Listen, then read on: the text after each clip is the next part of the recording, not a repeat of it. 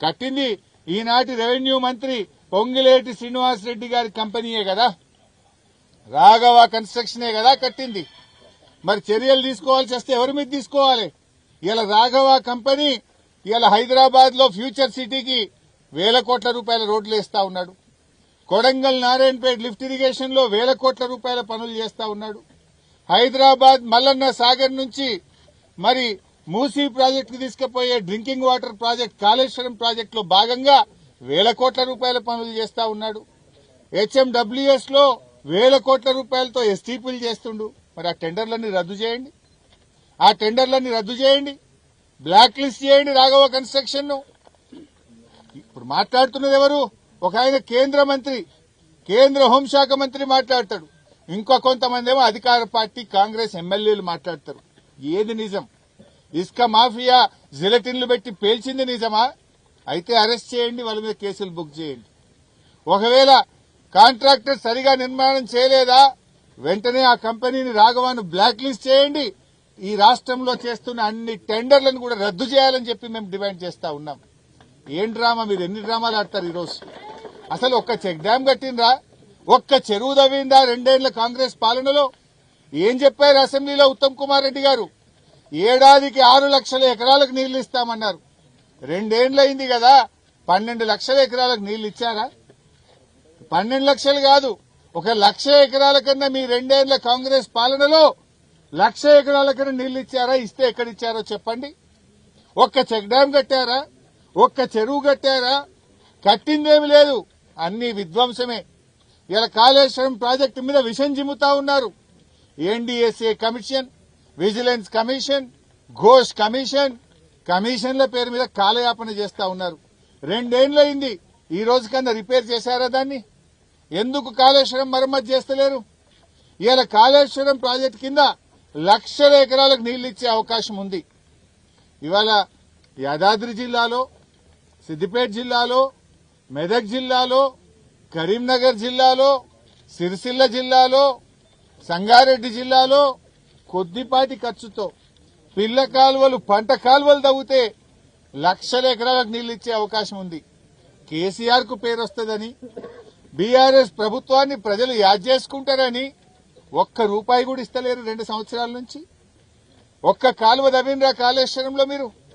ఇలా మల్లన్న సాగర్ లో 25 టీఎంసీల నీళ్లున్నాయి. కొండ పోచమ్మ సాగర్ లో కాళేశ్వరంలో భాగంగా కట్టిన కొండ పోచమ్మలో 10 టీఎంసీలున్నాయి. అన్నపూర్ణలో 3.5 టీఎంసీలున్నాయి. రంగనాయక్ సాగర్ లో 3 టీఎంసీలున్నాయి. దాని కింద ఇన్ని కాలువలు తవ్వితే లక్షల ఎకరాల్లో పంట పంటది కదా.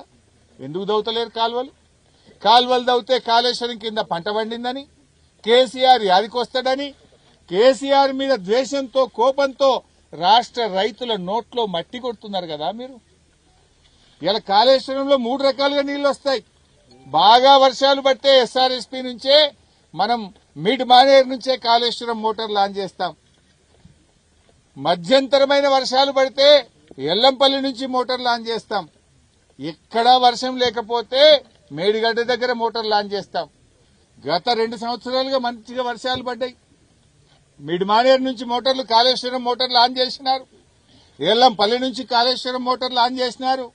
మరి ఆ నీళ్లను సద్వినియోగం చేయడానికి ఎందుకు కాలువలు తవ్వరు అని నేను అడుగుతా ఉన్నా. రేవంత్ రెడ్డి కాళేశ్వరం కూలిందంటాడు.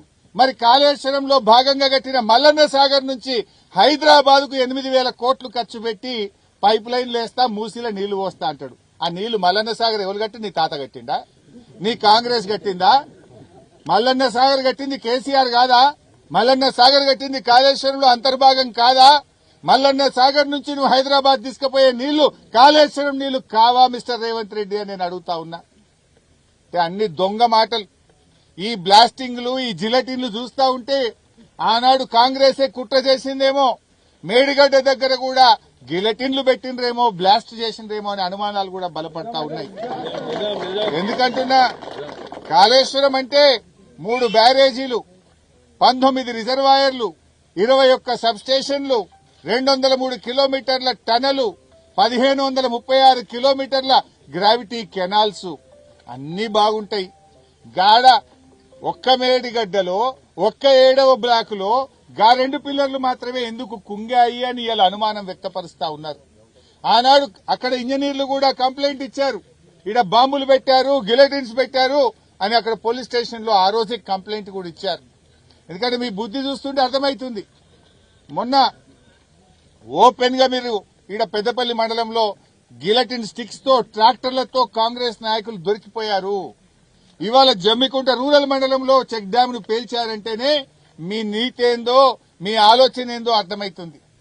కేసీఆర్ గారేమో రాత్రింబవళ్లు కష్టపడి చెరువులు బాగు చేసి చెక్ డ్యాములు కట్టి పెండింగ్ ప్రాజెక్టులు పూర్తి చేసి కాళేశ్వరం లాంటి ప్రపంచంలో పెద్ద లిఫ్ట్ ఇరిగేషన్ కట్టి రైతులకు 2 పంటలు పండాలని కలలు కన్నాడు కేసీఆర్.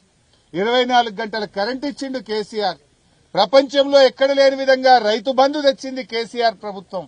మీరేం చేస్తున్నారు? రైతు బంధు ఎగ్గొడతారు, పంటలకు బోనస్ ఎగ్గొడతారు, మక్కలు కొంటే పైసలు ఇయ్యరు, చెక్ డ్యాములు బాంబులు పెట్టి పేలుస్తారు, 1 ఎకరానికి నీళ్లు ఇయ్యరు, బోనస్ ఎగ్గొట్టిండ్రు.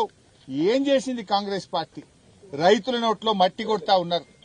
ఇవాళ మేము ఒకటే సూటిగా డిమాండ్ చేస్తా ఉన్నాం, దీని మీద ఉన్నత స్థాయి విచారణ జరగాలి. ఎవడైతే ఇసుక మాఫియాలో ఎంతటి వాడున్నా ఎవడున్నా వాళ్ళ